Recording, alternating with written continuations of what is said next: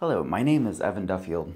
In this video, we're going to be talking about Dash's virtual corporation, which is one of the most innovative things that we've done and also one of the most exciting things.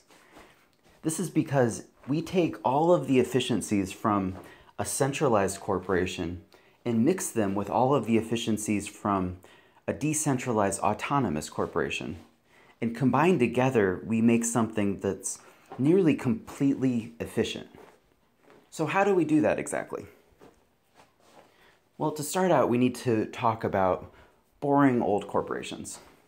And these are the types of corporations that everyone's really used to dealing with on a day-to-day basis, such as Target, PayPal, eBay. And these are what the world economy is built on, so they were quite efficient and innovative for a very, very long time. But everything about them centralized from start to finish. They get VC that's centralized, they spend it using centralized methodologies, then they develop revenue streams which go through centralized banks from centralized people to centralized people, and then they spend it using a management and decision-making system which is also centralized in nature.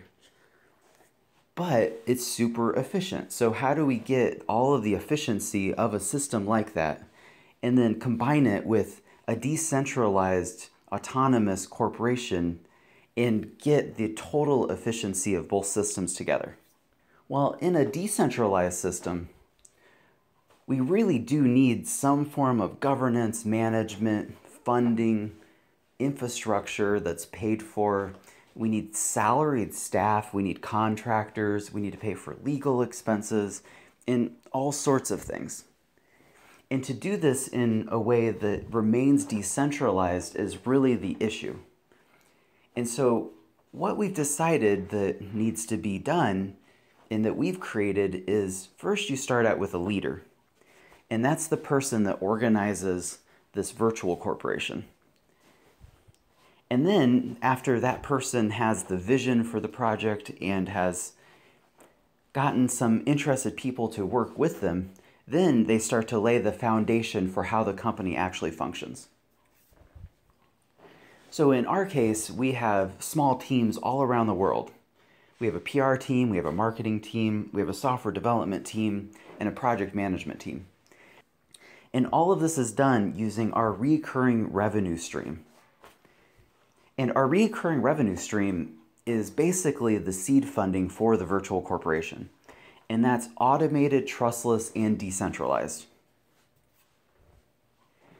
This makes us the very first working decentralized autonomous corporation in history, because we have every component of the company automated from start to finish, and it's all modeled economically with incentives all around.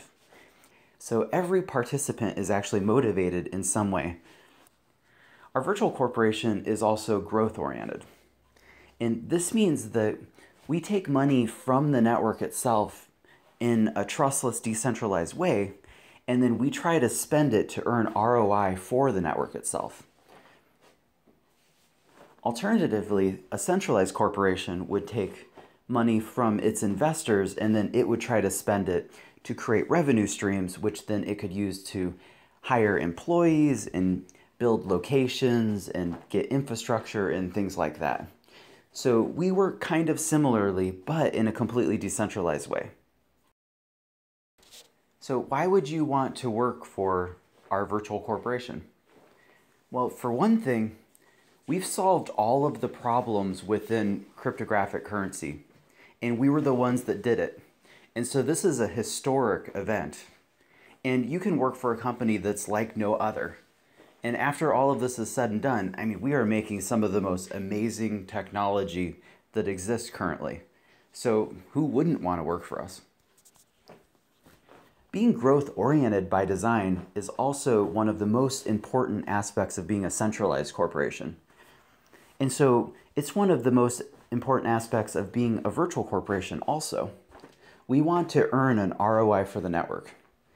And the reason for this is that we have a given amount of Dash every month that we can spend. And so if we spend it in the smartest possible way, we'll have more budget money every month which leads us to being able to hire more developers or more employees to do marketing and PR and public awareness, or better salaries and better opportunities in general, because some opportunities cost more money. And if we have more money, we can utilize more of the money to do these things that we want to do, which then even draws in more money and creates more ROI, so we can actually grow this company really, really fast. Everyone wins that's involved. This is a virtuous cycle. All of our investors win because the price appreciation benefits them as well. The employees win because they're working on some of the coolest technology that's ever existed. And all of this works to decentralize the project further. As the project gets bigger, we can get more people and we can get better technology, etc. And then every aspect of this stimulates innovation. Innovation is stimulated because as we create new technology, we might end up creating a technology to draw in a specific segment of a specific country into the currency. And when we do that, that money comes in, which causes price appreciation, and then that expands our budget even further. And again, the virtuous cycle just continues. What about founding the virtual corporation early on? In centralized corporations, they have investors and they have founders, and those people are the ones that get the original issuance of the shares. And the founders are incentivized because they essentially get the shares for free oftentimes. And so they want to work on it to make the shares more valuable. In a virtual corporation, however, it's really murky because the currency is also, the shares is also a commodity. And so they serve multiple purposes throughout the ecosystem.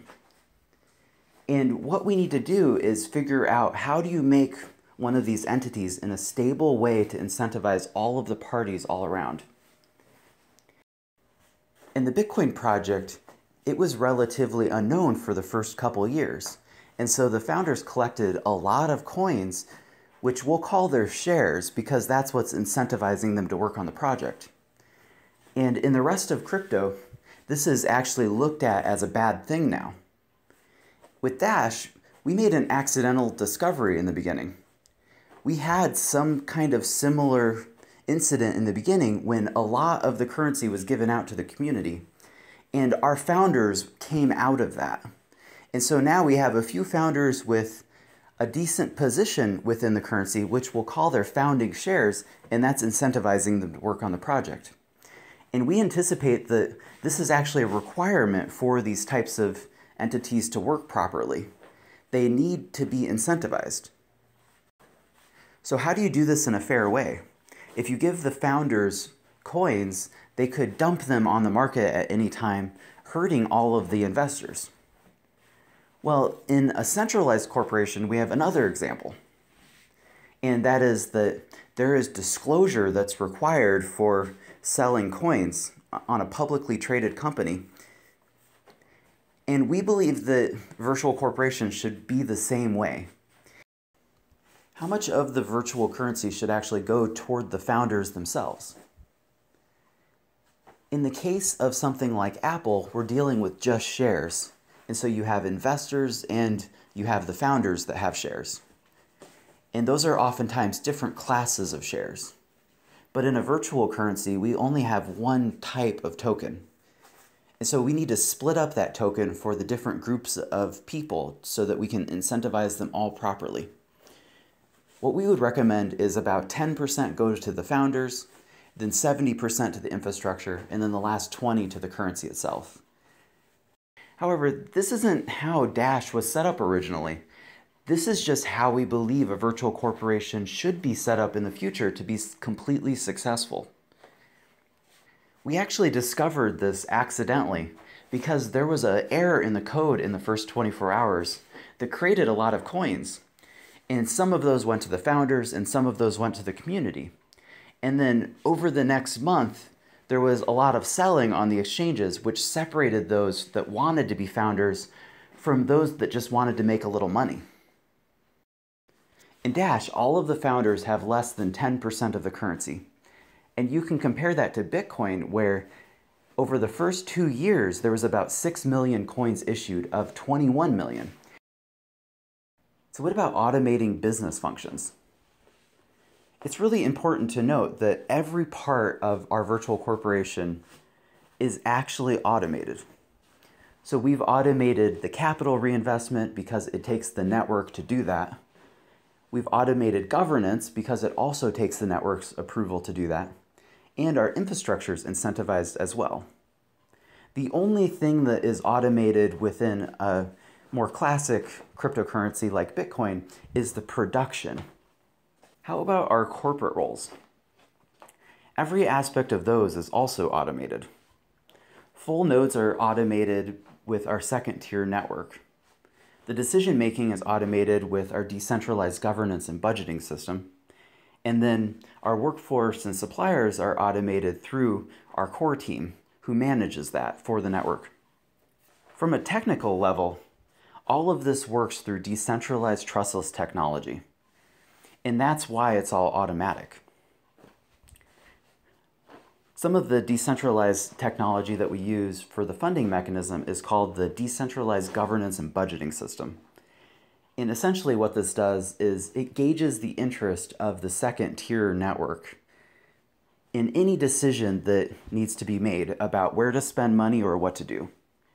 And by utilizing this network, the second-tier network, and the thousands of people that manage it, we actually gain the wisdom of the crowd, which means that when you take the opinions of thousands of people that know a lot about a given topic, and then you ask them a question about that topic, the majority of them should know what to do about it.